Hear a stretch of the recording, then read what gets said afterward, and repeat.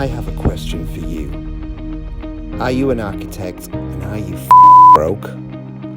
If the answer is yes, it's what I've suspected for many years, as I am indeed an architect myself.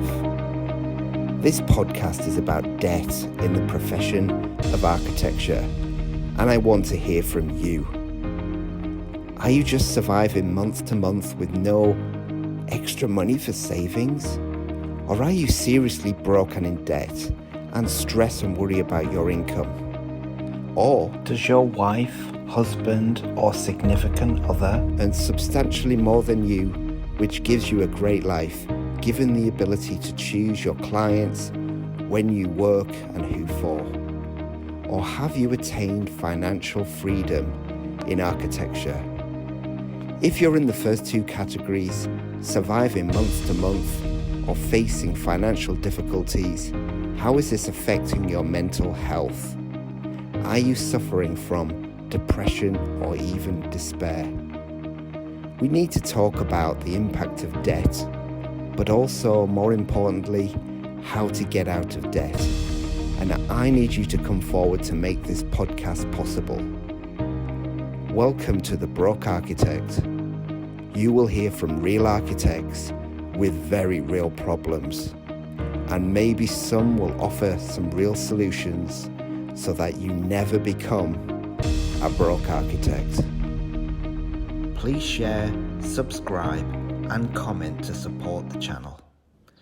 I have with me Matt Young, who is a qualified Australian architect and practices architecture in Ho Chi Minh City in Vietnam.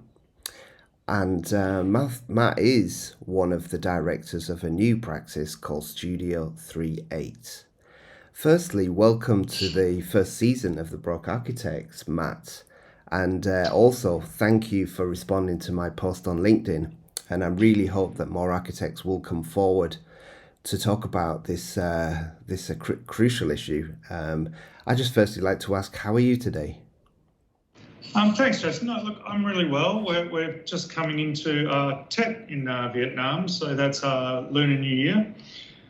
So the office is winding down, and it's a lovely time of year, great weather. So yeah, doing very well today as it happens. You picked me on a good day. Fantastic. And as I understand it, Matt, you were born in Australia, and I'm just really interested in a little bit more about your backgrounds and your journey to architecture. Yeah, so I was born and raised in Western Australia, in Perth. I studied my degree there.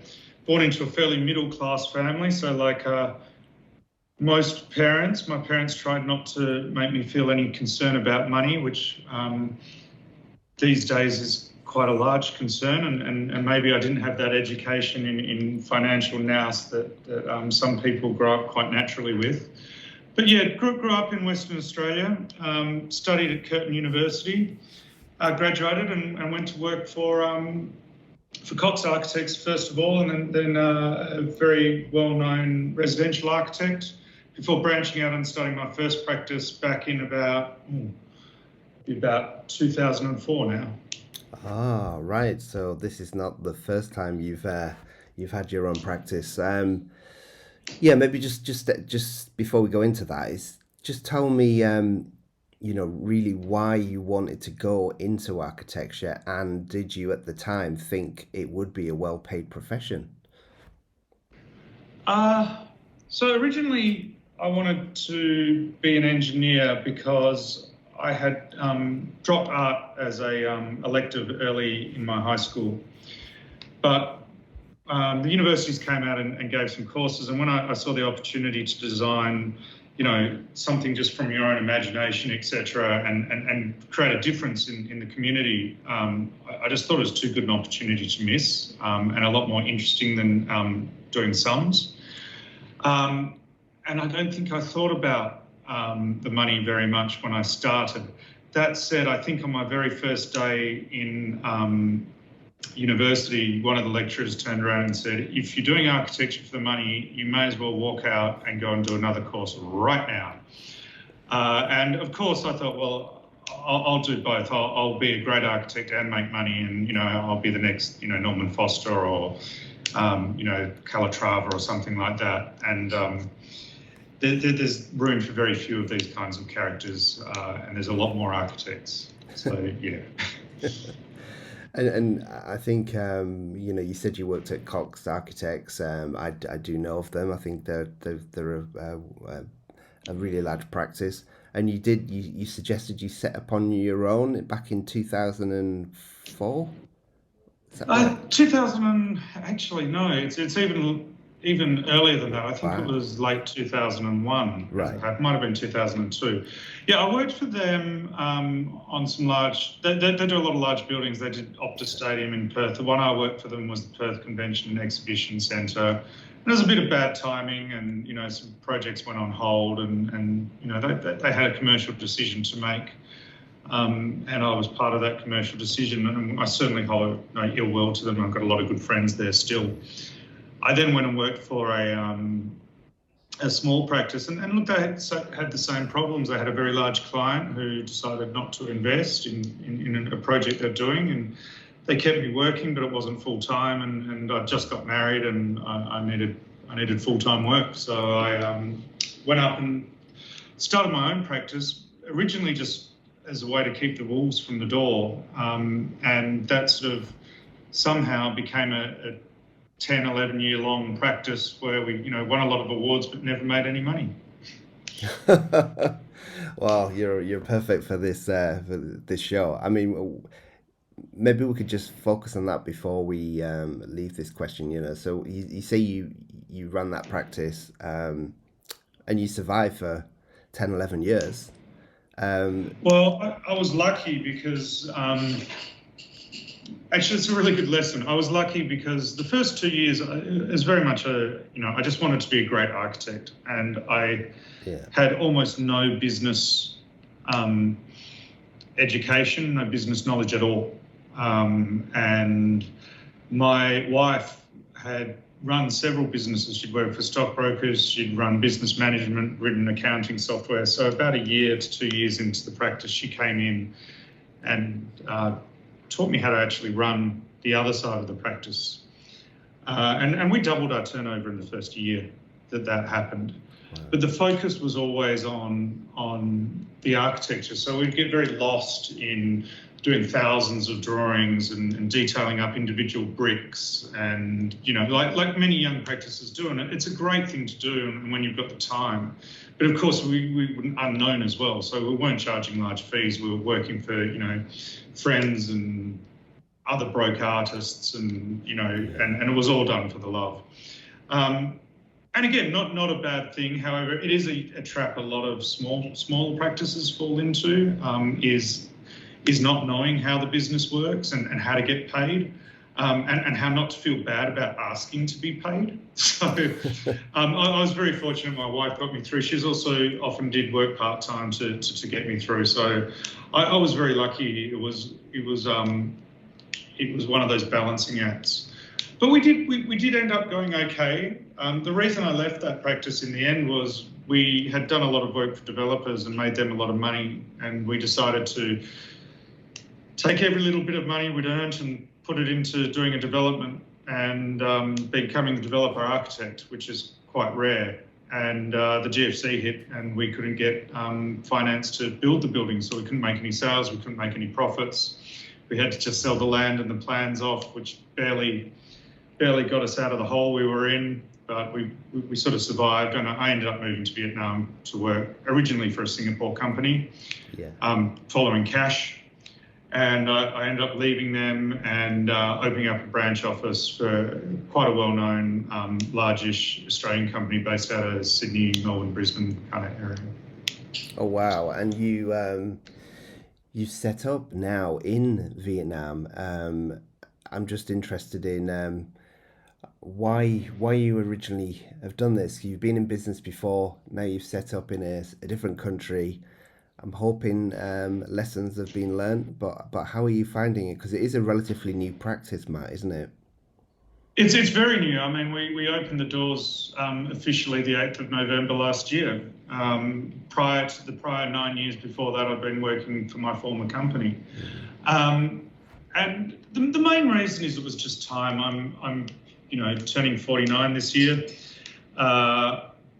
Vietnam is a very unusual working environment. It's got a lot of nuance, and I just thought a smaller company with a little bit more agility and flexibility would allow me to sort of explore that market. At the same time, I have partnered with Lena Valsas, who's opened up an office in Dubai, same practice. So we opened at the same time. And she's an amazing designer that I've worked with for the past 2 or 3 years. So just that opportunity to just have a bit more agile practice, but with some slightly different attitudes towards the sort of corporate structure. Again, no ill feelings. It's the former practice, by all accounts, doing very well. It was just that, I wanted to be a master of my own destiny more than anything. Financially, I'm not sure it's the best idea, but I think in long term it might be. No, great. No, fantastic, Matt. And people, I'd just like to say as well, Vietnamese are known to be very hard workers, and I'm just really interested in your ethics and how you treat the staff, and what does revaluing the workforce mean for you? That's probably the core of where I come from in terms of leading a practice. Is the for me at this stage, the Vietnamese staff. I'm sure we'll have more staff in the Middle East in the coming months. But it's respecting those people. As a leader, you can't do every single drawing. You can't pore over every single specification. You can't attend every meeting, as much as I attend a lot. What you can do is make sure they've got the very best tools, that they're respected, that they're engaged, that they're responsible within the practice, but that they're also well looked after. So, one of the things I always sort of say is, as leaders, we have to take responsibility in front of the client. It's not the client's fault if I didn't demand enough from my staff. At the same time, I don't want to be sitting over their shoulder or helicopter parenting them. We've got to give them some space. So it's a very fine balancing act. But I mean, the core of every architectural practice is the practitioners. We aren't an AI-led. We're not selling widgets. We're selling skills and we're selling knowledge, and we really need to respect that. And particularly in Vietnam, you've got crazy smart people, amazing work ethic, super loyal. What they've missed in the past 20, 30 years is exposure and experience, that they haven't had the chance to travel to Europe and do the grand tour. They haven't had the chance to work on, these big projects or whatever. But of course, that's rapidly changing, particularly with Vietnam being an incredibly fast developing nation. They're now working on some amazing projects, but they still don't have the exposure. They're sort of seen as a quirky architect who do kind of fun little single houses, and you see them all over social media. But in fact, they're working at all scales and and across pretty much all sectors. And it's a matter of bringing out those skills and giving them a wider audience and the confidence to go ahead and work to the top of their capability. And then giving them an environment that supports them to do that. And so, it's super important. I'm totally in debt to my staff at all times. No, really, that's really fantastic. And I'm just interested in, yes, it is a new practice. And where is your work coming from? Is it local? Is it international? Yeah, so at the moment, obviously, being a new practice, we've just signed some new work. Most of it's coming in and around Ho Chi Minh City at the moment. My previous practice was actually more in the mid-coast and up towards Hanoi due to a change in the sort of economic environment across the country. We've had to go a little bit closer to home. But that's only half the story. The other half of the story is we've been starting to get inquiries from the Middle East, from France, funnily enough, from Thailand, and from Australia. So there's definitely an opportunity there for us not just to work here. And in terms of the clients here, they're now mainly Vietnamese clients. In the past, they used to be foreign investors with a Vietnamese partner. But I think that's, again, the country's just changing. There's a lot more local investment as the economy grows, and you just see more and more Vietnamese developers and billionaires and businessmen. You know, there's more ability for people to invest in house. And Vietnam being a very proud country, you'll see people when they made their money in petrochemicals or in logistics or in manufacture, they want to pour that back in and improve the Vietnamese community. So there's a lot of opportunity here to work with some, you know, really bright Vietnamese rising stars, which is fantastic. Oh, it's really fantastic. Yeah, the next question might come a bit left field here. Is you know, are architects screwed? You know, and what I mean by that is we take on all the responsibility. You know, low input and low pay, or high input and low pay. You know, what are your thoughts on that?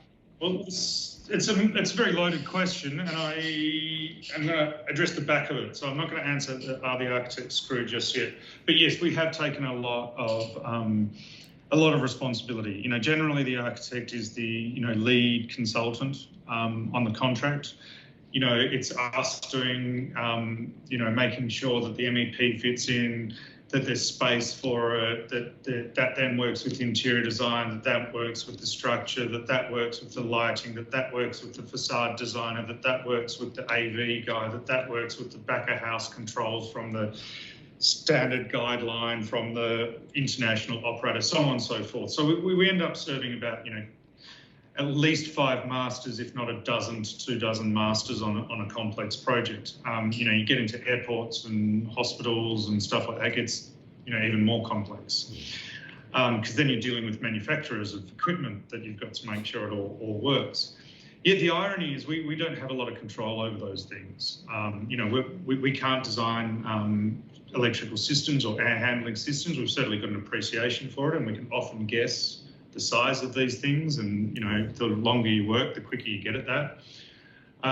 We've got a fair idea of how the engineering can work, and we can make some suggestions.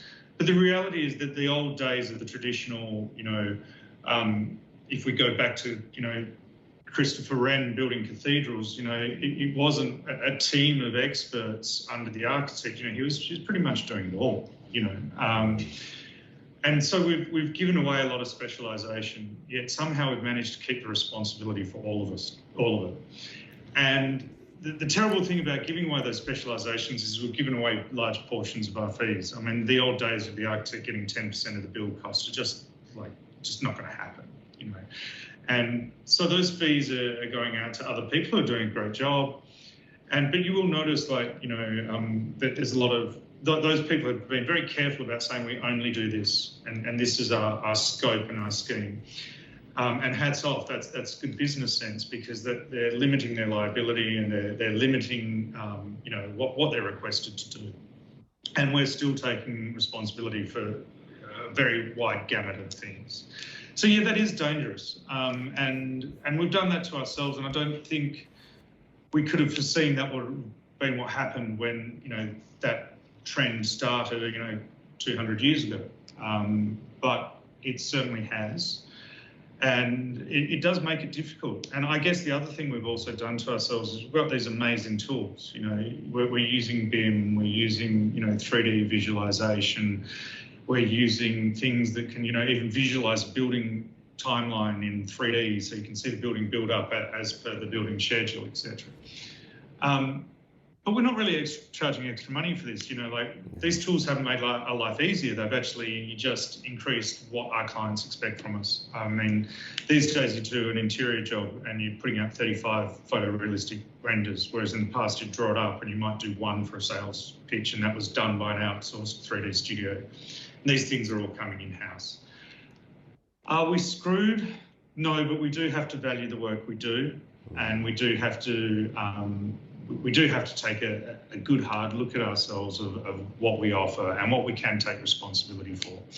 I mean, if you're taking responsibility for an engineer underneath you and you don't know how to check their work, I would very much suggest you should never be subcontracting an engineer. You should be making sure that engineer is contracted directly to the client. Yeah. So there's a lot of understanding there that people really need to come across, and then valuing the work we do and not just giving it away.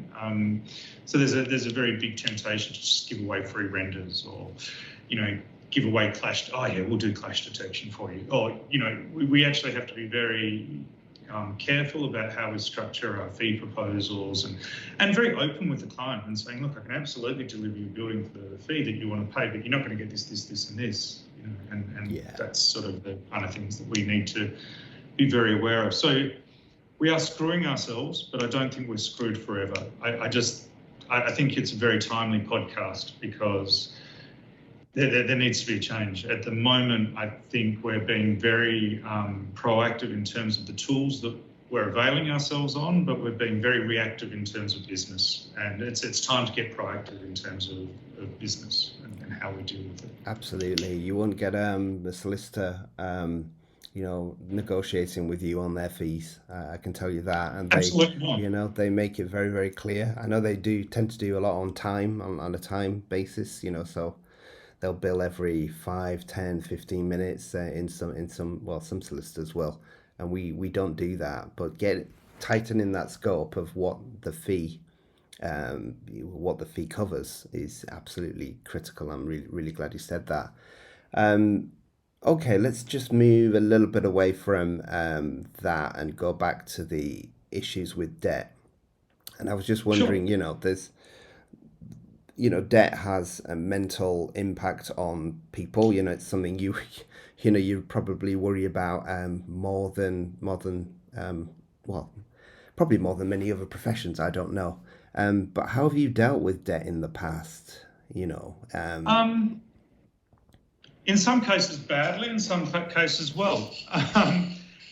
Debt is an awful black dog or raven sitting on your shoulder. It's the kind of thing that you go to sleep at night and it's worse by the time you wake up, because every day debt just grows unless you're doing something actively to bring it down. And so it can be a very consuming thing. It's something that mentally weighs down very heavily, and particularly if you're running a practice, I think it can distract from you doing what you need to be doing, because all you're doing is, I've got to chase this bill and pay that debt, and you're forgetting to do good work, and that's actually what you pay to do. And so it's very hard to value yourself as a practitioner if you're in debt, because you just want that money so you can pay off the debt, and then you suddenly realise that you're not checking the work, or you're not looking for new clients or looking for new opportunities, or sitting down with a project and going, where are the extra things I can put into this project? You're thinking constantly about debt. And that can be personal debt or business debt. When I came to Vietnam, I was in a great deal of debt.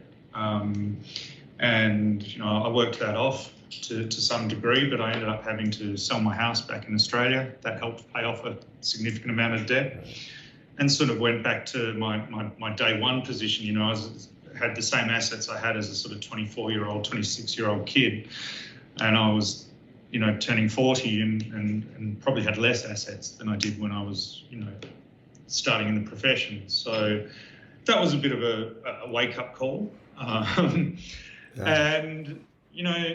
it's not easy, and I think the first thing you have to do is admit it. You've got to say, look, and you've got to admit the effect. So if you're in business debt, you have to look at how's that affecting how we pay our staff, how's that affecting how we pay our sub-consultants, how we invest in software and technology, in time. Design takes time. If it's personal to debt, how's that affecting your workability, your ability to concentrate, and be aware of it. And then I would say put some time aside to deal with it. And I'll tell you the one thing that you can't do, and that's ignore it. Like you just, and in that way, you can't work on it constantly, but you do need somebody to be able to speak to. be that a business partner, a senior in the company, an outside mentor. Go and find a business advisor, a paid business advisor. They'll pay for themselves. You know, but you need somebody. You can't do it on your own. But at least then you can put that time aside once a week to speak to someone, once a month, and to, you know, map out some steps and to move away from that. But yeah, it can be debilitating, and it can cripple you as a practitioner. You've still got the same skills, you've still got the same talent, but your passion gets absolutely belted by lack of sleep, staying up at night, wondering about death. So Yeah, don't let it keep you awake at night. Good. No, really good. Do talk to someone. Really good advice. It's a bit like depression. It's much the same thing. No, true. Before we leave this, I just was also interested in the impact it had on your family, if you don't mind telling me about that. Not at all. Like, so look, as I said before, my wife's always supported me through. She's actually come back as an investor into Studio 38. She's also working basically 24/7, putting together our social media and a lot of background and some financial and tracking and all sorts of kinds of things. It weighs very heavily on the family. You just can't do those things that you would want to do as a good dad or whatever. And that's the problem. It does creep into every part of life, because suddenly you feel like you're a bad dad because you can't afford to buy this, or you can't go on that holiday, or you know, or bad wife, husband, brother, sister, daughter. You know, the whole kind of gamut. I'm talking personally. So it's terribly invasive, and it doesn't just stay with the one person. And if it is just staying with that one person, I have had the habit before of when I have company issues, I have, you know, kept it to myself and kept that only at work and not discussed it with my family. And you become a pretty miserable person at home. So again, I know you don't want to worry them, but I feel after 20, however many years of doing this, hiding's about the worst thing you can do, and doing it for yourself is, you know, to yourself and you know, pretending everything's okay on the surface and not engaging with those closest to you, but being miserable or short or whatever is very unhelpful. It's very retrograde. Oh, thank you for your honesty, Matt, there. Really, really appreciate that. And my next question really is about imposter syndrome. You know, do you think a lot of architects suffer from this? And linked to the back of that is, why don't we also understand our value? Yeah, look, I think architects, and it always fascinates me, because architects have one of the broadest educations. You know, we think in 3D. I mean, I think you and I had a conversation before we had this, and I told you about being asked to speak at an MBA course on design thinking, and I didn't end up talking because I felt like an absolute imposter. But then, of course, I did all this reading and research into why they're interested in design thinking, and my wife's a psychologist as well, so I was somewhat familiar with the concept as it is presented. And it's one of those things that we are so tuned to solving problems and looking at it as an outcome-based solution. So we find an outcome and we map a way to get there, as opposed to going, well, here are 5 outcomes and which one's the best, which is a more traditional way of looking at it. We actually just go, no, this is the ideal outcome, and what's the way to get there? You know, what can we do? And we're very good at that. But I almost never see an architect on a board, but I'll see an accountant on a board of a company, of an oil company, or a lawyer of a shipping company, and you almost never see an architect working on a board or on an advisory role in any other business other than architecture, which is fascinating. And I think it does speak to that imposter syndrome. And I suspect it's because we do deal with such complex problems every day, and we know how hard they are to fix. we assume that every problem in the world is that hard, and that we don't have anything to offer, and that we're struggling under what we do as it is. And so I do believe we suffer that a lot, and I see it in the profession where I've heard people say, "Oh, look, I'm a pretty average architect," and it's like, mate, I've seen your work; it's amazing. It's fantastic. And they put themselves down, or they'll even walk into a meeting and go, "Look, we're not the best architects in the world, but we're going to try really hard for you, and I'll always be responsive to you." And so don't say that, and not because you're selling yourself or anything. It's you're actually telling yourself that you're not a good architect, and that is a problem. In terms of, do we understand our value? No, we don't, and we don't understand where it is as well. And I think partly that's to do with education. When we started architecture, it was all about who had the best concept, and best concept wins. And that's an incredibly important part of architecture. But we've got to value the work that we do in our back office. We value the front end. We value the leader who walks into a room and pitches an idea, and the audience clap, and everyone stands up and shakes your hand. And we're undervaluing those guys who've been up till 3 o'clock in the morning, working their butts off to get to that point. And ironically, that's where we're underselling ourselves as well. That's where we're saying, "Oh, we can outsource drafting, or we can outsource this, or let's break down the costs on the non-sexy side of architecture." But actually, that's that responsibility I was talking about before, where we're coordinating things. Coordinating is not sexy, but damn, it's important. Working out traffic flows, checking car park sizes. It's not sexy, but it's super important. And when they go wrong, it costs developers a lot of money. So we do need to, I think, value our whole supply chain. And at the moment, we're only valuing the sales staff as a way of saying things. Yeah, fantastic. Wonderful. My next question really is about the cheap labor side of things. So I'm just interested in your views on this. So there's firms out there who use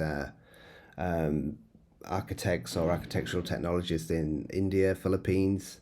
What are your thoughts on these developing countries, and how long do you think that's going to last before they can do all of this themselves?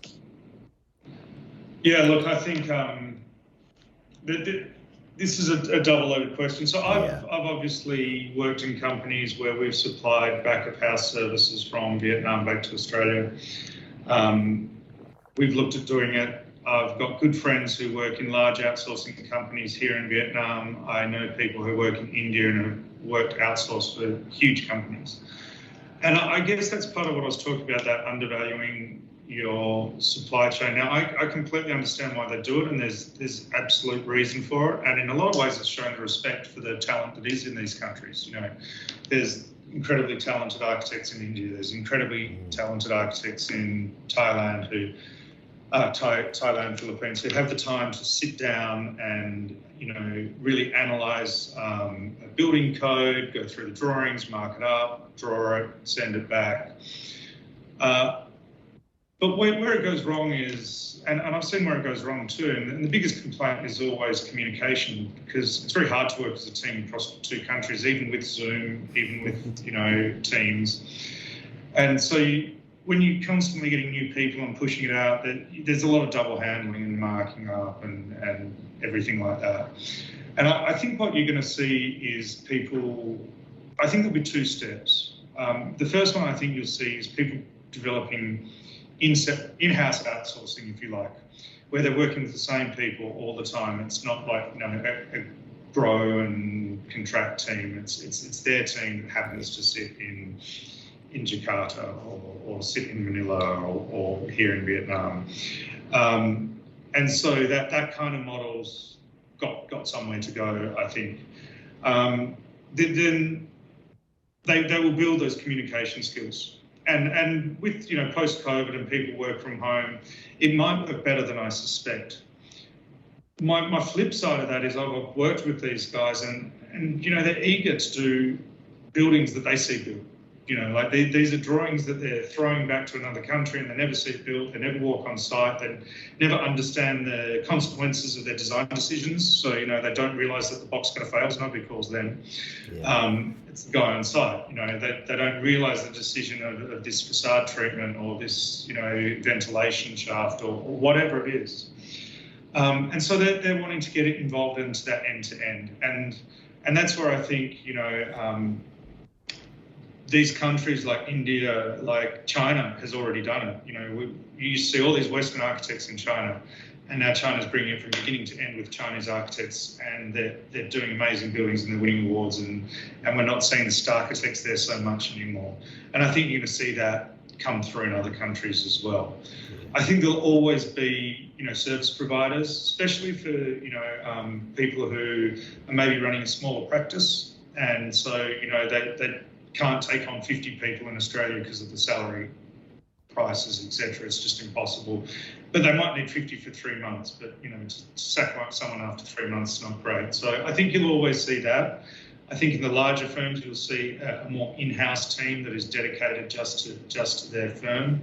But I think we're also giving away a lot of our knowledge, and which is a good thing. It's international education. And so I see here in Vietnam, guys have worked on jobs in Australia, worked on jobs in the UK, worked on jobs in the Middle East, who are now working on jobs here, and the experience they've learned on detailing and work out those jobs, they're ready to step to the next level. They're not just a junior architect sitting in the back of the office doing production. So I don't think it'll cease. I think it will move around, but I think it will change in form, and I think it'll become a hybrid solution. And you just have to look at the working from home solution. We still need offices, but people also like the freedom to move around. And I think it's going to be very similar, and what we might see is almost cooperative sharing of, people. You might get 2 or 3 firms investing in one drafting firm, but it's just those 2-3 firms always using that drafting firm as an expandable workforce. I don't know just yet, but I think you're going to see some of those more clever solutions to allay some risk, but also give credibility to working consistently with the team and developing relationships and developing understanding and understanding how each other work. Because that's never going to happen as a faceless outsourcing company, but it can happen as an outsourcing company with a face that you really build a long-term relationship and understand. Great, Mark. Great. Fantastic reply there. Okay, let's talk about you, going back to you. Do you feel isolated as an architect? Yeah, absolutely. Look, I brought a bit on myself. Obviously, I work in a country where I don't speak the language. I speak bits of it. I understand a lot more than I care to let on sometimes, so I can tell where a meeting's going. But I certainly can't speak it back. And so there is this feeling of isolation. I'm very lucky. Most of my staff speak at least 2 languages, being English and Vietnamese. Some speak several more, German, French, Russian, which is fascinating. In fact, the guy who used to shine my shoes could speak about 8 different languages. As you said, shoe shine, sir, in about 8 different languages. And there am I, Mr. Educated, supposedly can speak 1. But yes, I do feel isolated because I'm here. But also, even in Australia, when I was back there, I felt isolated because we get in our little cocoon and we drop into our little project. And then we go out and we see each other, and there's one of 2 things happening. One, you just want to tell everyone about your job and they don't want to know because they're so busy and they're trying to work out their stuff.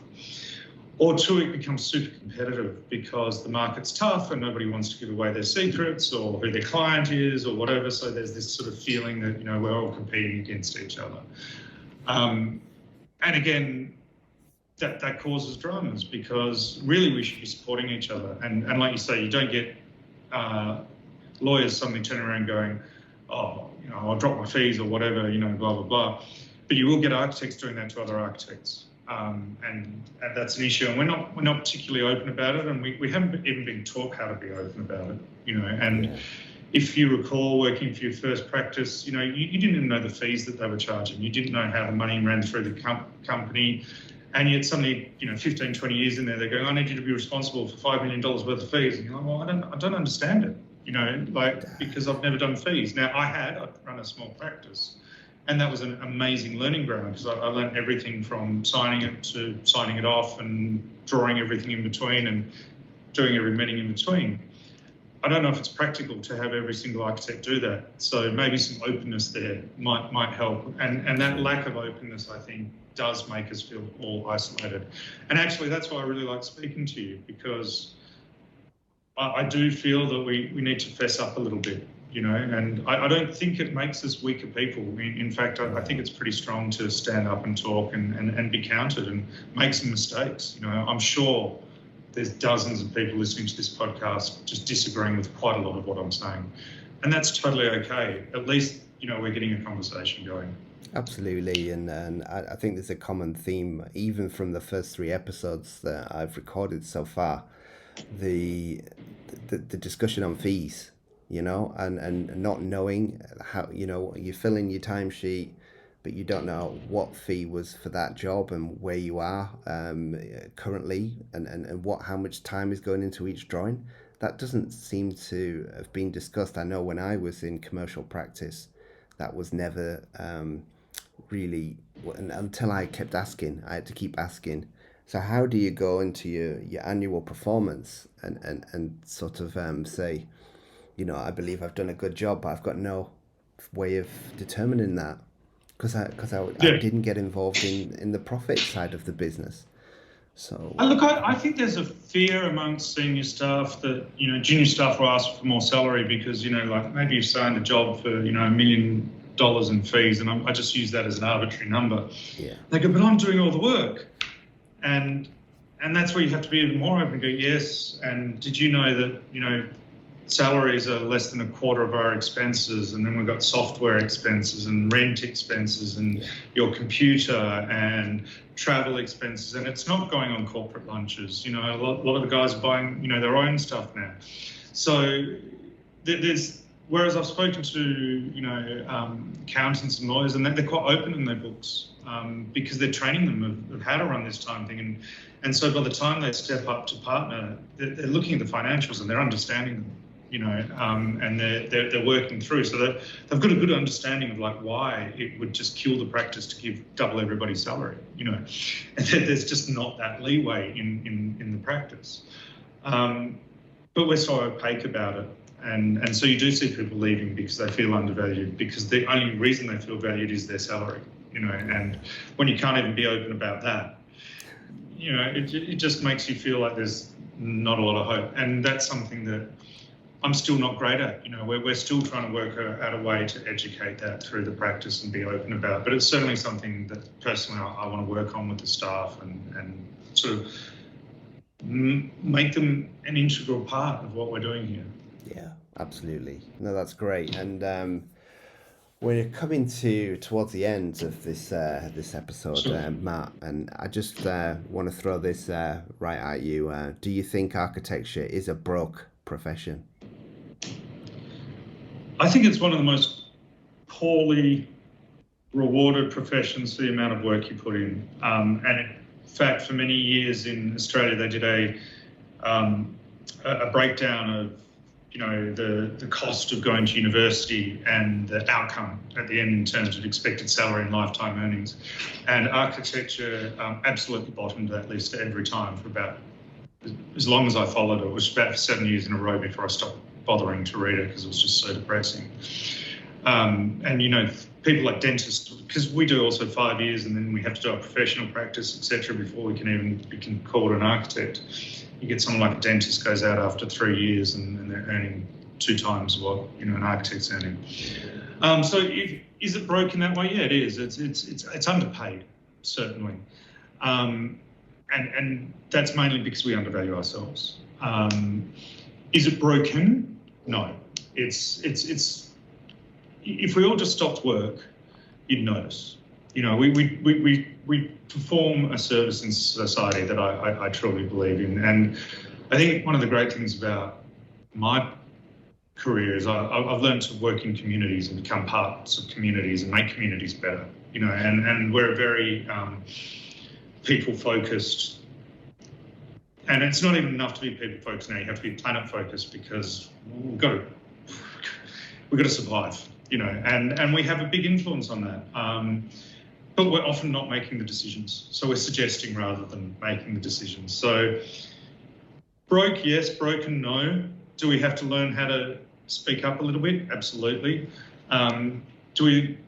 What we really need to do is get a seat at the table and start, really being listened to when it comes to things like sustainability, both environmental, social, economic, and being strong in our convictions, and not just being who's going to do the coolest render and we'll pick that architect. It needs to be a little bit more than a pictures competition.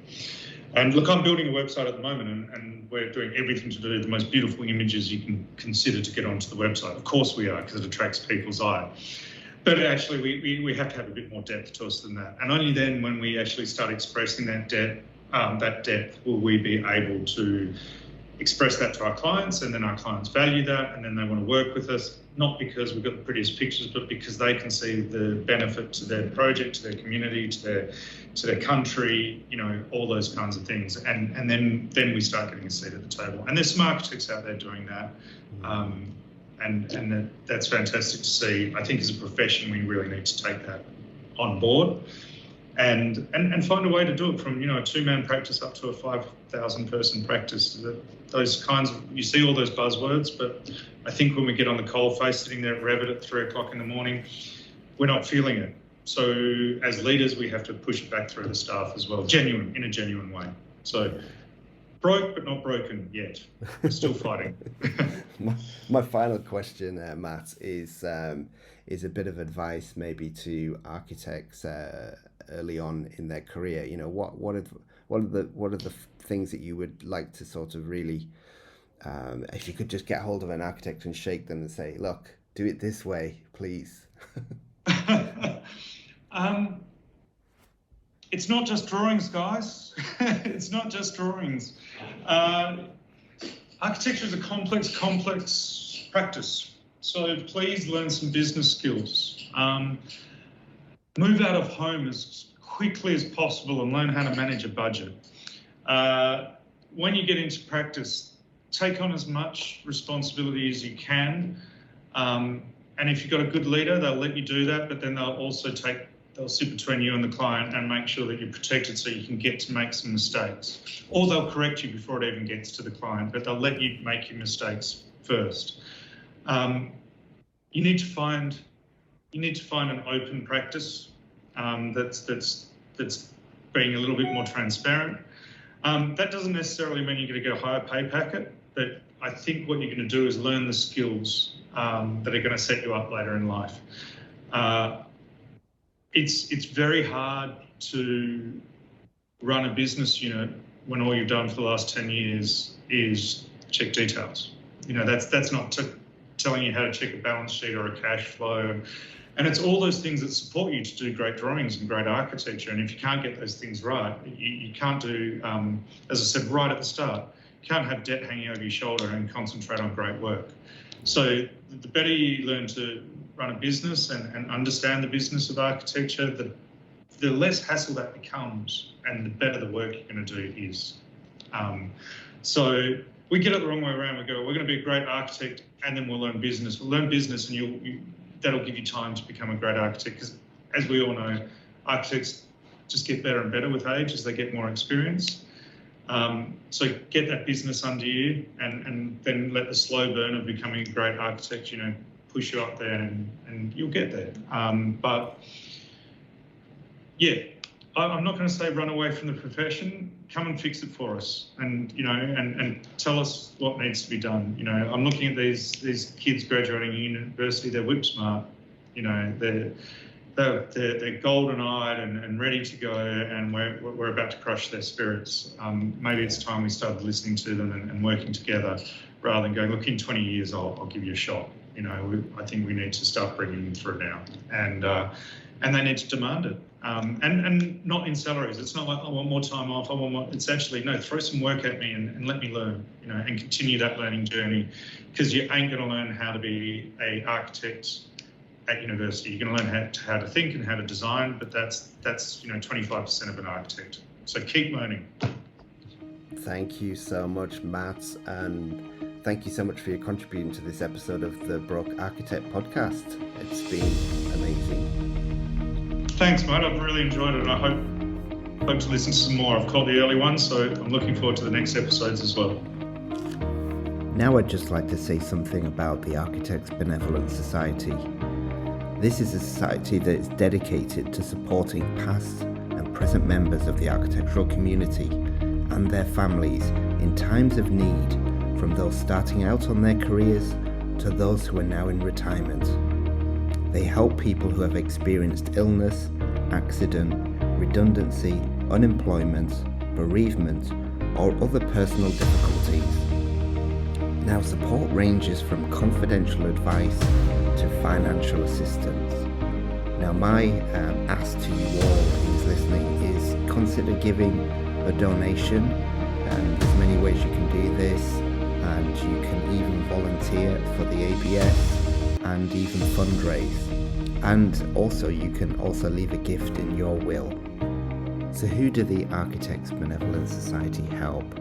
Well, architects, architectural technologists, landscape architects, and employees of architectural practices, but also the dependents of the professions I've just stated there. They also help and support students of architecture, architectural technology, or landscape architecture. Now, for more information on eligibility and to apply for help, please go to the ABS website, which is absnet.org.uk. Thank you. Please share, subscribe, and comment to support the channel. The Broke Architect.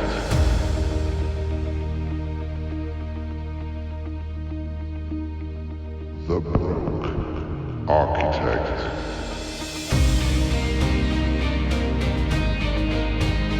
The Broke Architect.